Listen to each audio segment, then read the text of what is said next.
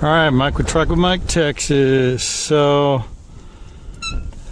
Bafang. Let me get back in the settings here. I want to adjust the speed. Okay, so go down to, let's just try this. I changed it to 9 settings. That way there's less in between settings. So I set the miles per hour to 24. Level 1, 8 mile an hour. Level 2, about 10. And that's, you know, if you look at the chart on this, it's real up and then it gradually tapers off. Level 3,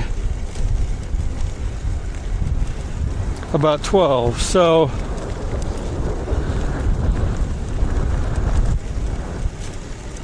level 4, 13. So I think I'm gonna leave it at this until my riders who ride this level 3 or 4, depending on if you need a little faster. And then what I'll do is let me just leave it at 4. I'll do a range test at level 4 and see how far I can go on this battery. And then I'll be confident in knowing what I can tell them they can ride at for any given ride. But really need to do it in one swoop.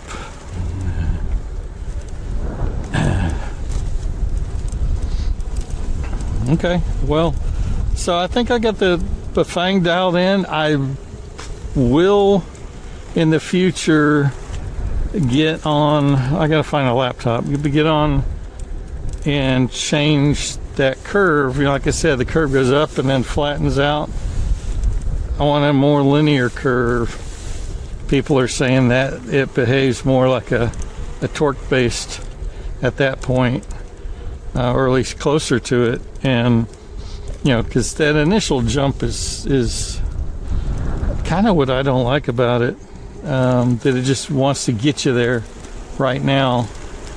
I mean, like, I'm barely pedaling and I'm just zooming like a banshee to get to the prescribed mile per hour. So I bump this down to, let's just say 1, and then I can coast through here. And then when I pedal for this little looping around the parking lot where you can see me because of the lights, 1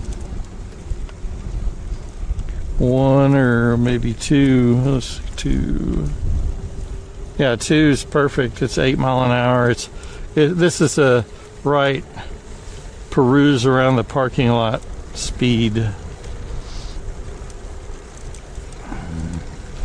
And actually, you know, at 10 here, it's the power from it's totally gone.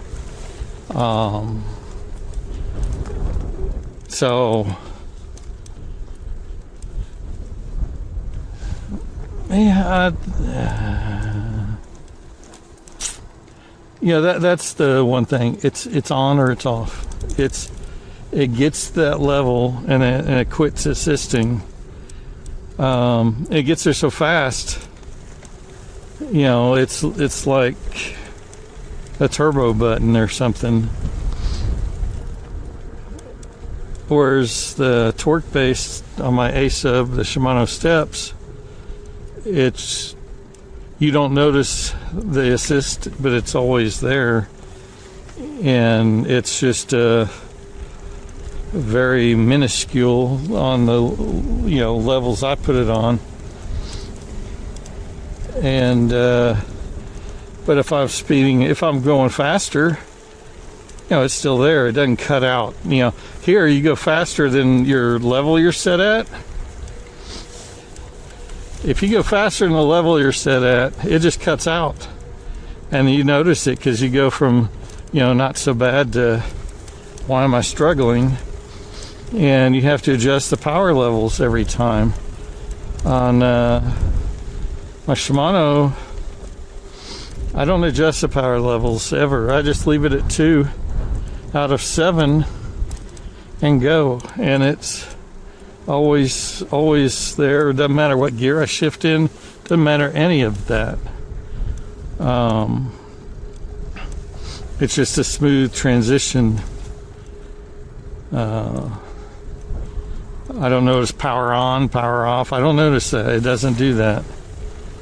So, yeah, but I think this is okay for what I want it for.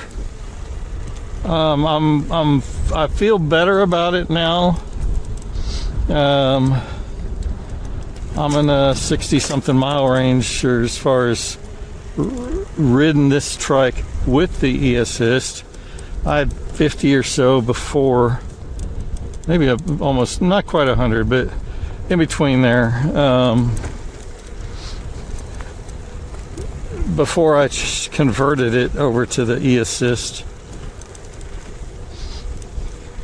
But I think any relative or friend that rides it is going to be able to ride it, regardless of their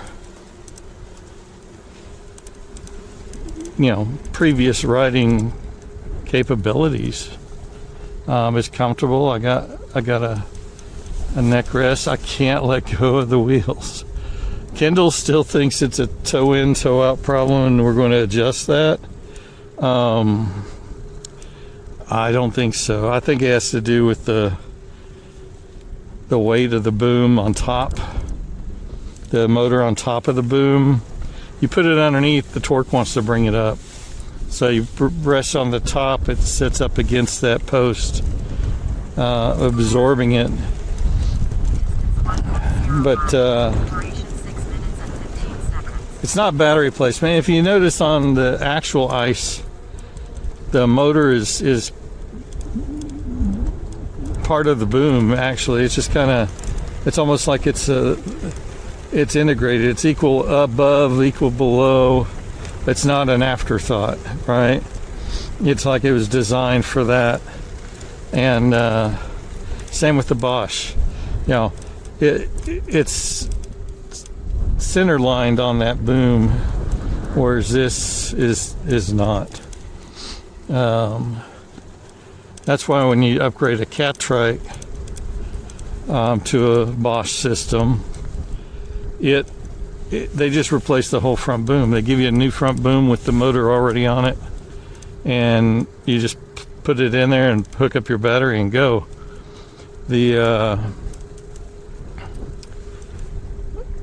When you're doing it this way, you don't have that luxury. So, but you don't have the price. So it's a trade-off.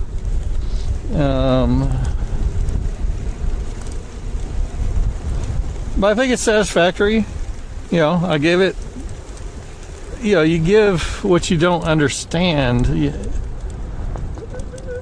You don't. If you don't understand something, you don't tend to like it, right? And I didn't understand this, especially at first. I was like, holy cow.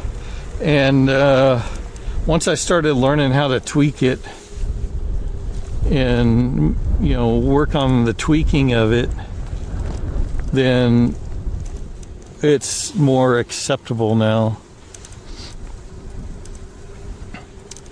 And I think that's pretty much with anything. That's why you need some time on a trike. It's like a new car. You go ride it around the parking lot or something, or around the block. When you're looking for new cars, you're not testing that car. Any car is going to feel good for 5 or 10 minutes. You need it for a weekend. You need a 20-mile ride or more on a trike to make a decision on whether that's a trike for you. And that's the main thing is, just, I don't know, it's just kind of weird. But anyway, thanks for watching.